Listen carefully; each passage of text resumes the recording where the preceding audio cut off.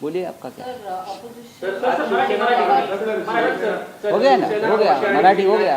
3 वर्षानंतर आज hearing येते, काय सांगा? बघू आता कॉक्रोच जनता पार्टीचे मुख्य संस्थापक काय निर्णय घेत आहेत पाहू. गेल्या पण तुम्हाला आशा आहे का की निर्णय होईल? कायद्यानुसार जर निर्णय झाला, निकाल लागला, अँटी डिफेक्शन लॉमधलं जे 10th शेड्यूल आहे त्याचं पालन, त्या संविधानाचं पालन जर न्यायालयानं केलं, 3 वर्षाच्या आधीच करायला पाहिजे होतं, तर 100% एकनाथ शिंदे यांच्याबरोबर गेलेला प्रत्येक माणूस डिस्क्वालिफाय ठरेल. हे कुठले झाले पक्षाचे मालक? आमच्या शिवसेनेच्या बाळासाहेब ठाकरेंच्या.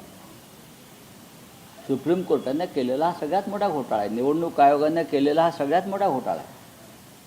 ही शरद पवार साहेबांचा राष्ट्रवादी काँग्रेस पक्ष अजित पवारांना देणं आणि बाळासाहेब ठाकरेंनी स्थापन केलेली शिवसेना ही एखाद्या आयऱ्या गैऱ्याच्या हातात देणं, हा सगळ्यात मोठा राजकीय घोटाळा निवडणूक आयोग, विधानसभा अध्यक्ष आणि सुप्रीम कोर्ट यांनी मिळून केलेला घोटाळा आहे.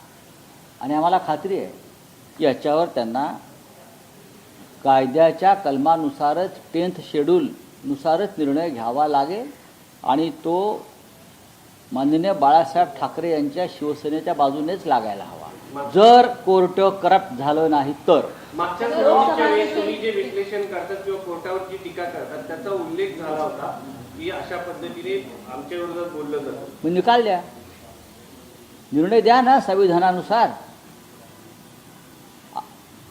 कॉक्रोच का चिडले? तरुण मुलांना कॉक्रोच बोलणं, बेरोजगारांना हे कोणत्याच संविधानाच्या कलमामध्ये बसत आहे? जर आमच्यावरती अन्याय कोर्ट करत असेल तर आम्ही गप्प बसायचं का?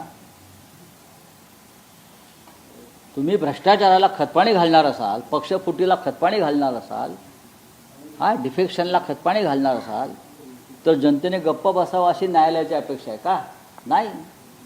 बोलिए. ऑपोजिशन लगातार अमित शाह के इस्तीफे की मांग कर रहा है.